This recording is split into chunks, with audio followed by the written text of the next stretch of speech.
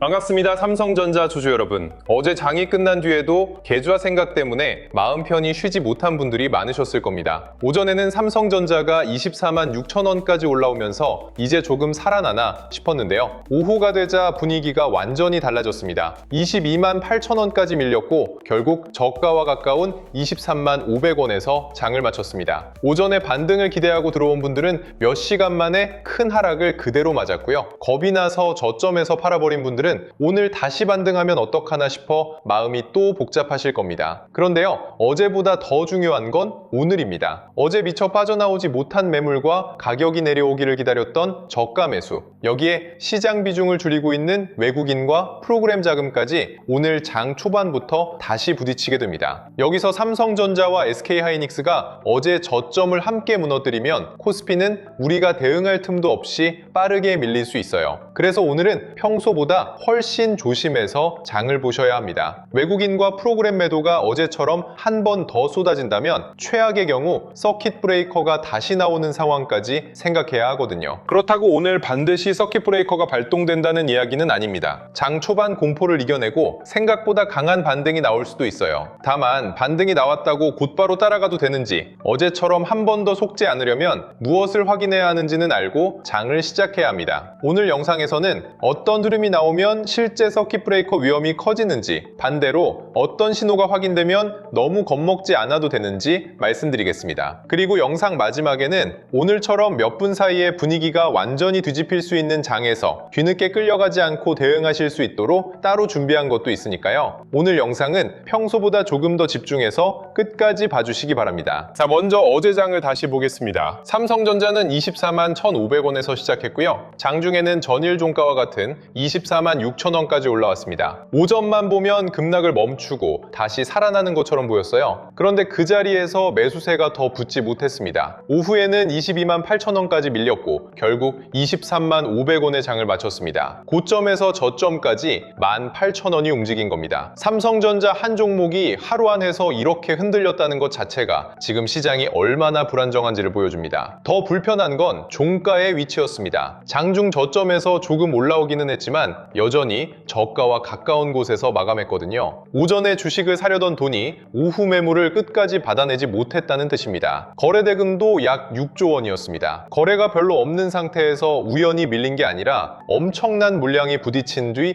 매도 쪽이 이긴 채로 끝난 거예요. 이런 다음 날에는 전날 저점에서 물량을 받은 사람과 미처 팔지 못한 사람이 장 초반부터 다시 맞붙습니다. 그래서 오늘은 시작하자마자 평소보다 훨씬 큰 진폭이 나올 가능성이 큽니다. 코스피도 상황이 비슷합니다. 어제 코스피는 6,274.68로 마감했고요. 하루 만에 마이너스 4.9%가 빠졌습니다. 장중에는 6,238선까지 내려갔습니다. 이 상태에서 오늘 다시 반도체 대형주가 동시에 무너지면 지수는 생각보다 훨씬 빠르게 아래로 밀릴 수 있어요. 코스피에서 삼성전자와 하이닉스가 차지하는 비중이 워낙 크기 때문입니다. 두 종목이 동시에 밀리면 다른 업종이 버텨줘도 지수를 붙잡기 어렵습니다. 여기서 서킷 브레이커가 정확히 뭔지부터 짚고 가겠습니다. 코스피가 전 거래일 종가보다 8% 이상 하락한 상태를 1분 동안 이어가면 1단계 서킷 브레이커가 발동됩니다. 그러면 시장의 모든 주식 거래가 20분 동안 멈춥니다. 하락폭이 15%, 20%까지 커지면 2단계와 3단계 기준도 따로 있고요. 이 제도는 주가를 다시 올려주는 장치가 아닙니다. 공포에 휩쓸린 주문을 잠시 멈추고 투자자들이 생각할 시간을 주는 장치예요. 거래가 다시 시작됐다고 해서 하락 위험이 끝났다는 뜻도 아닙니다. 그렇다면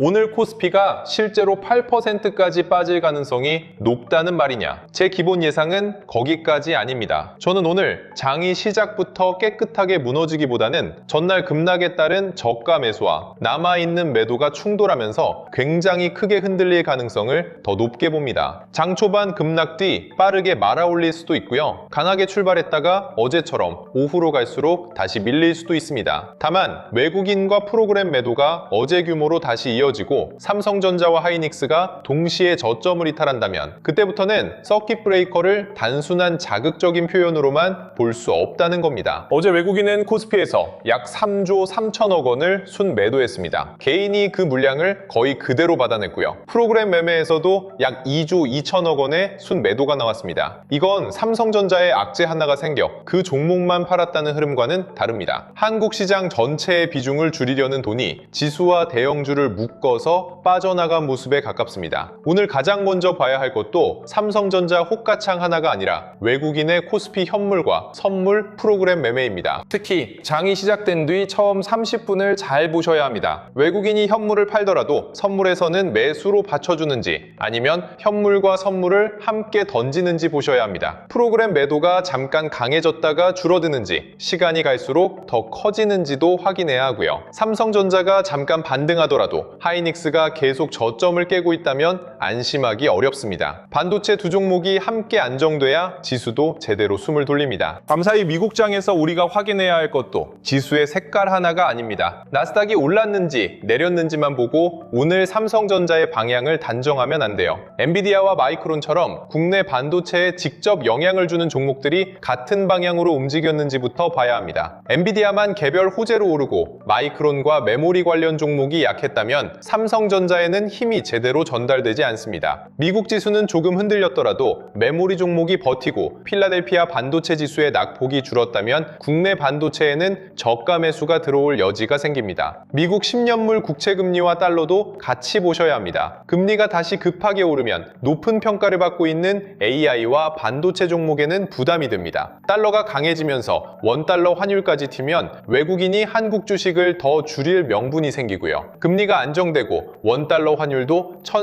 1420원대에서 크게 벗어나지 않는다면 적어도 해외 변수 때문에 투매가 한 번 더 나올 가능성은 줄어듭니다. 오늘은 미국장이 좋았다는 한 문장보다 금리, 달러, 반도체가 서로 같은 방향을 가리키는지가 핵심입니다. 자, 이제 삼성전자 가격을 보겠습니다. 첫 번째 기준은 어제 저점인 22만 8천 원입니다. 오늘 장 초반 이 가격을 지키고 23만 원대를 다시 회복한다면 전날 급락을 이용한 매수세가 남아있다는 신호입니다. 하지만 22만 8천 원을 시작부터 강한 거래량과 함께 깨고 반등할 때도 이 가격을 되찾지 못한다면 경계 수위를 높여야 합니다. 어제 저점에서 받아낸 물량까지 다시 매도로 나올 수 있기 때문입니다. 두 번째는 어제 종가인 23만 500원입니다. 오늘 이 가격 위에서 시작하든 아래에서 시작하든 장중에 다시 회복한 뒤 얼마나 오래 버티는지를 보셔야 합니다. 23만 500원을 되찾고 외국인 매도가 줄어든다면 어제 막판 공포가 조금씩 진정된다고 볼 수 있고요. 잠깐 넘어섰다가 곧바로 밀리면 반등을 기다리던 매물이 계속 나오고 있다는 뜻입니다. 가격 하나만 넘었다고 따라가지 말고 그때 거래량과 프로그램 수급이 함께 바뀌는지를 보셔야 합니다. 위쪽에서는 24만 1,500원과 24만 6천원이 걸립니다. 어제 시가와 고가였고 반등이 막힌 구간이기도 합니다. 오늘 분위기가 좋아 삼성전자가 강하게 올라오더라도 이 구간에서는 매물이 다시 나올 가능성이 큽니다. 24만 6천원을 거래량과 함께 넘어선 뒤 눌림에서도 지켜준다면 그때는 단순한 기술적 반등보다 한 단계 좋은 흐름입니다. 하지만 오전에만 이 가격을 건드리고 외국인과 프로그램이 다시 매도로 돌아선다면 어제와 같은 장면이 반복될 수 있어요. 이래서 오늘은 방향을 한 번 맞히는 것보다 대응 속도가 훨씬 더 중요해요. 장 시작 전에는 반등할 것처럼 보여도 개장 뒤 10분 만에 외국인 수급이 완전히 달라지기도 합니다. 반면 겁이 나서 던진 직후 프로그램 매도가 멈추고 강한 저가 매수가 들어올 수도 있어요. 제가 영상에서 말씀드린 조건도 장이 움직이면 달라질 수밖에 없습니다. 그렇다고 하루 종일 화면을 켜놓고 외국인 현물과 선물, 프로그램 매매와 환율까지 혼자 확인할 수도 없잖아요. 그래서 오늘 같은 장에서는 종목 전망을 듣는 데서 끝내지 말고 판단 기준이 달라지는 순간을 빠르게 받아보는 게 필요합니다. 제 영상을 보고 움직였다가 물렸다거나 손실을 봤다는 분들도 계십니다. 그런 말씀을 들으면 저도 마음이 무겁고 우선 죄송하다는 말씀부터 드립니다. 다만 영상은 촬영하고 편집해서 올라가는 시간이 필요하고요. 그 사이 시장은 멈추지 않습니다. 영상에서 설명한 매수 조건이 사라졌는데도 종목 이름만 보고 따라가거나 이미 수급이 매도로 돌아섰는데 이전 판단을 그대로 붙잡으면 손실 가능성이 커집니다. 이래서 영상만 보는 것과 실시간으로 대응하는 건 전혀 다릅니다. 운 좋게 아래에서 샀는데도 수익을 지키지 못한 분들도 마찬가지입니다. 계좌에 플러스가 찍히면 조금만 더 오를 것 같아서 기다리게 되죠. 그러다 수익이 절반으로 줄면 아까워서 못 팔고 본전까지 내려오면 다시 올라오겠지 싶어서 붙잡게 됩니다. 결국 마이너스로 바뀐 뒤에야 대응 방법을 찾게 되고요. 오늘처럼 변동성이 큰 장에서는 잘 잘 사는 것만큼 수급이 약해지는 순간을 놓치지 않는 게 중요해요. 수익을 내는 타이밍과 그 수익을 지키는 타이밍은 같지 않기 때문입니다. 지금 손실 중인 분들은 내 매수가보다 계좌 비중부터 보셔야 합니다. 삼성전자가 계좌의 10%인 사람과 70%인 사람은 같은 변동성을 견딜 수 없습니다. 현금이 충분히 남은 사람과 이미 모든 자금을 넣은 사람의 대응도 달라야 하고요. 특히 신용이나 레버리지를 사용했다면 좋은 기업인이 기다리겠다는 말만으로는 부족합니다. 주가가 어디까지 움직이면 내 계좌가 버티기 어려워지는지부터 계산해야 합니다. 오늘 가장 좋은 그림은 장 초반 22만 8천 원을 지키고 외국인과 프로그램 매도가 빠르게 줄어드는 겁니다. 여기에 삼성전자가 23만 500원을 회복하고 하이닉스까지 함께 반등한다면 전날 하락이 과도했다는 인식이 생깁니다. 이 경우에는 코스피도 장 초반 공포를 털어내고 생각보다 강하게 되돌릴 가능성이 있어요. 다만 오전 반등만 보고 모든 위험이 끝났다고 판단하면 안 됩니다. 매수세가 종가까지 남는지를 확인해야 진짜 반등과 잠깐의 되돌림이 구분됩니다. 두 번째는 22만 8천 원과 23만 500원 사이에서 계속 흔들리는 그림입니다. 제 판단으로는 현재 가장 가능성이 높은 흐름이기도 합니다. 전날 워낙 큰 하락이 나왔기 때문에 저가 매수는 들어오겠지만 반등할 때마다 빠져나오려는 물량도 만만치 않을 겁니다. 이럴 때는 오르지 않는다고 조급해하거나 한번 밀렸다고 공포에 던지기보다 외국인 매도 규모가 전날보다 줄어드는지를 보세요. 주가가 바로 올라가지 않아도 매도 강도가 약해지고 거래량이 차분해진다면 시장이 충격을 소화하는 과정의 가능성이 큽니다. 마지막은 정말 조심해야 할 그림입니다. 삼성전자와 하이닉스가 전날 저점을 동시에 깨고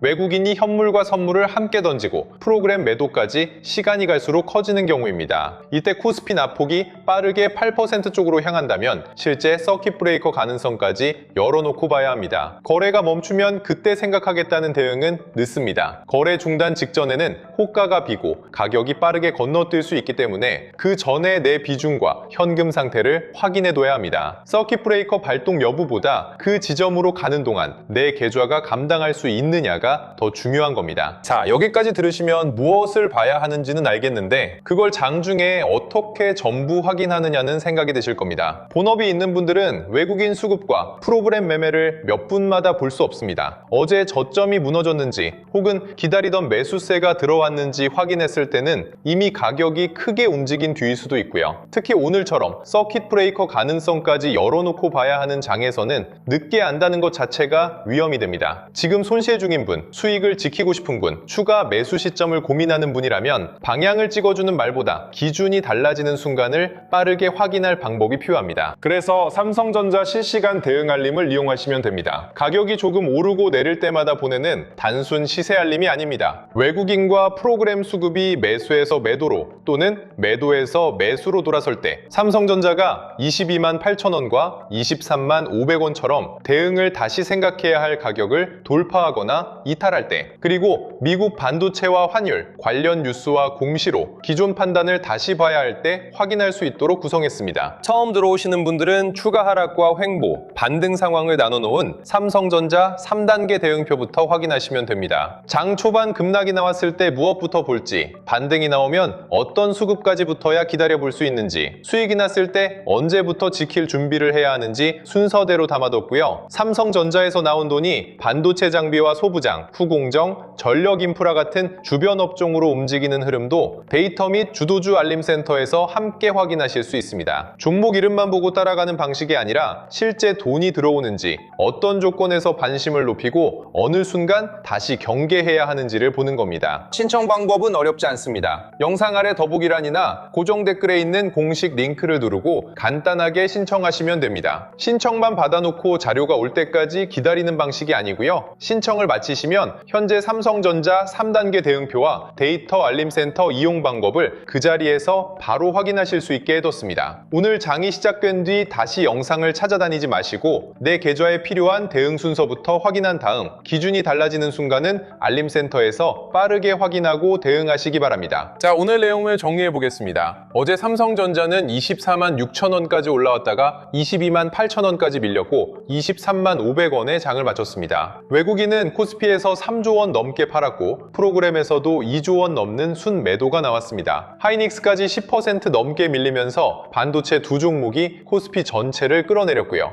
오늘은 이 매도가 진정되는지 아니면 전날 저점을 깨면서 한 번 더 커지는지를 확인하는 날입니다. 제 예상은 오늘 장이 한 방향으로 편하게 움직이기보다 장 초반부터 큰 폭으로 흔들릴 가능성이 높다는 겁니다. 기본 흐름은 전날 급락에 따른 저가 매수와 빠져나오려는 매물이 부딪히는 장으로 보고 있습니다. 22만 8천 원을 지키고 외국인 매도가 줄어들면 반등 쪽에 무게가 실릴 수 있고요. 이 가격을 깨면서 외국인 현물과 선물, 프로그램 매도가 동시에 커진다면 그때는 서킷 브레이커 가능성까지 실제 대응에 넣어야 합니다. 오늘은 상승이냐 하락이냐를 미리 고르는 날이 아니라 어느 쪽 신호가 먼저 확인되는지를 보고 빠르게 움직여야 하는 날입니다. 주주 여러분, 오늘 아침 계좌를 열기가 겁나는 분들도 계실 겁니다. 어제 하루 동안 너무 크게 흔들렸고 오늘 또 빠지면 어떻게 해야 할지 막막하실 수 있어요. 그런데 두려운 마음으로 시작할수록 가격 하나만 보고 성급하게 결정하기 쉽습니다. 오르면 놓칠까봐 따라가고 내리면 더 떨어질까봐 던지게 되죠. 이럴 때 우리를 지켜주는 건 막연한 희망도 공포에 가까운 예측도 아닙니다. 내가 무엇을 기다리고 있고 어떤 변화가 나타나면 판단을 다시 할지 정해놓은 기준입니다. 오늘 서킷 브레이커가 실제로 발동되지 않는다면 그게 가장 좋습니다. 하지만 발동되지 않았다는 이유만으로 안전한 장이었다고 말할 수도 없습니다. 그 과정에서 삼성전자가 어디를 지켰는지, 외국인이 얼마나 팔았는지, 반등이 나왔을 때 내 수익을 지킬 준비를 했는지가 더 중요합니다. 이번에도 많이 빠졌으니 언젠가는 돌아오겠지 하고 시장의 판단을 맡기지 마시고요. 오늘만큼은 내 계좌의 대응 순서를 먼저 정해놓고 장을 맞이하셨으면 좋겠습니다.